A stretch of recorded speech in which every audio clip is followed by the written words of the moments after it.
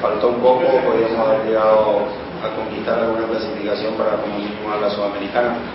pero después hay que ser realista que hemos hecho una gran campaña, hemos hecho una campaña excelente, somos el sexto mejor equipo del país y eso no es poca cosa para un equipo que tiene una base formada como para llegar a este objetivo y que tiene un presupuesto limitado, que nosotros absolutamente se exige nada en cuanto al cuerpo técnico y si trabajamos ordenada y apasionadamente de forma diaria para poder el día de mañana, cuando ya no estemos aquí, el club pueda surtirse de una división inferior bien armada, bien trabajada,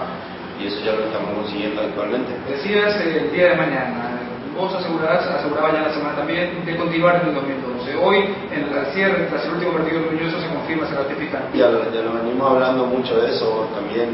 no depende solamente de mí, depende de Carlos, depende de Rubén. Somos tres los que tomamos las decisiones y en algún momento eso varía, que creo que no pase o pasa algo que pueda ser difícil de resolver. Seguramente nos sentaremos a conversar, pero actualmente lo último que hablamos es que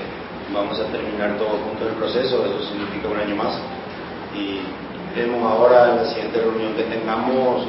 si eso totalmente se define y nos representaremos el 27 de diciembre a las 5 de la tarde.